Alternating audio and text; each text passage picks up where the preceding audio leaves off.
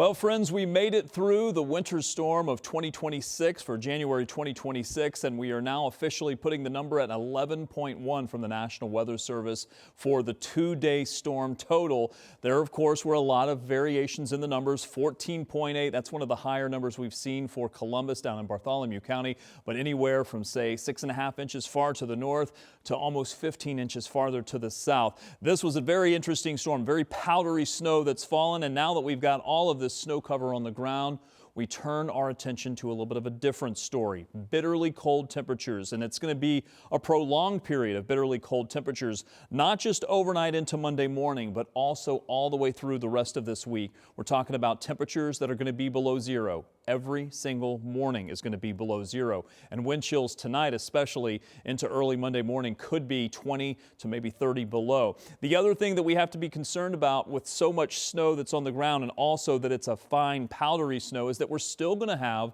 blowing and drifting, especially with breezy conditions through Monday morning. The roads may be plowed, and it looks like even over the next couple of days we could still have blowing and drifting snow back over some of those roadways, even a day after the snow has stopped falling. So just watch for that over the next couple of days. A couple of long-term concerns looking down the road, maybe later in the week. We're looking at ice jams on some of the rivers because the temperatures are going to be so cold for such a long period. And then also some concerns about the power grid, the demands on the power grid, because we have so many folks trying to heat their homes. Something we're thinking about for the long term. Your low temperatures by Monday morning will likely be below zero. -4 is what we're expecting for Indy because of all of the snowpack that's on the ground. Areas to the west will be able to clear out a little bit more quickly, and because of that, your temperatures will begin that cooling process a little bit more quickly, allowing you to realize temperatures that are down closer to, say, -10 than the -4 that we're forecasting. And it is even possible that even Indy, according to some of the computer models, could get down to -10. I think there's going to be quite a bit of variation in the temperatures by tomorrow morning. The wind chill, because it's going to continue with a temperature that's dropping and a wind that's staying up, it will likely be somewhere between 15 below and 25 below by tomorrow morning. Bitterly cold temperatures, extremely cold temperatures. There's an extreme cold warning in place for essentially all of central Indiana. Even by the afternoon, we don't improve very much, and even getting into Monday night, we're back down to around 20 to 25 below. And while these may improve a little bit as we approach Tuesday morning, it's not because the temperatures are improving.